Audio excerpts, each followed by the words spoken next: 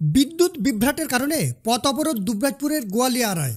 Load shedding এবং লো ভোল্টেজের কারণে জীবন ওষ্ঠাগত গোয়ালিয়ারা অঞ্চলের মানুষের। একে বৈশাখের গুমট গরম, তার ওপর বিদ্যুৎ বিভ্রাটে নাজেহাল এলাকাবাসীর। বিভাগীয় একাধিক জায়গায় জানিয়েও মেলেনি সুরাহা, তাই বাধ্য হয়ে পথ অবরোধে নামলেন এলাকাবাসী। সমস্যা সমাধানের দাবিতে বোলপুর রাজনগর রাস্তায় গোয়ালিয়ার বাসস্ট্যান্ডে পথ অবরোধ করেন স্থানীয় বাসিন্দারা। বিদ্যুৎ দপ্তরের লোকজন এলে তাদের ঘিরে বিক্ষোভ দেখায় গ্রামবাসীরা। সমস্যা সমাধান না হলে লাগাতার অবরোধ চলবে, হুঁশিয়ারি অবরোধকারীদের।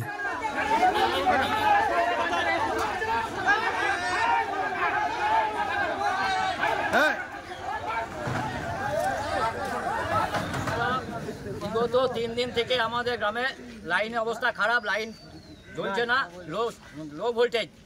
আমরা বর্ধমান থেকে দুবরাজপুর সব জায়গায় 3 দিন থেকে জানাচ্ছি, তারা কেবলই বলছে দেখছি থাকছে না।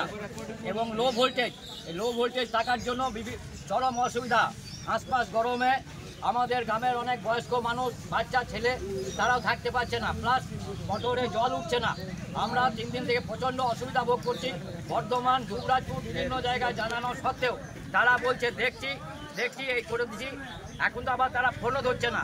বারবার বলা সত্ত্বেও আমরা কোনো কিছু উপায় না পেয়ে আজকে আমরা গ্রামবাসীর তরফ থেকে পথ অবরোধে সামিল হয়েছে। আজ 1 ঘন্টা হলো আমরা পথ অবরোধ করেছি।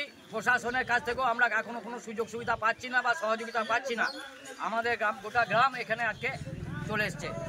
এই জায়গায় যাতে সুনির্দিষ্ট ব্যবস্থা হয় তার জন্য কিন্তু আমরা আবেদন রাখছি। দীর্ঘদিনের 3 দিন ধরে প্রচণ্ড আমরা দুর্ভোগ করছি। সব ফেজে লোডশেডিংয়ের লোড একদমই পাচ্ছি না। সেই জন্য আমাদের জলের পাম্প উঠছে না। বাচ্চা ছেলে, বয়স্ক পেশেন্ট প্রচুর গ্রামের মধ্যে আছে। তারপর এই দুর্বিষহ গ্রামে আমরা প্রচণ্ড যন্ত্রণা ভোগ করছি। বর্ধমান, দুবরাজপুর সমস্ত ডিপার্টমেন্টকে আমরা ঊর্ধ্বতর কর্তৃপক্ষকে জানানো সত্ত্বেও তারা কোনো পদক্ষেপ নিচ্ছে না বলেই আমরা আজকে সমস্ত গ্রামবাসী মিলে আমরা পথ অবরোধ করতে বাধ্য হয়েছি। এখনো প্রশাসনের দিক থেকে আমাদেরকে কোনো সহযোগিতার হাত বাড়ায়নি। আর আমরা প্রশাসনের হাত থেকে যতক্ষণ সহযোগিতা না পাবো আমাদের পথ অবরোধ চলতে থাকবে। আপনার নাম?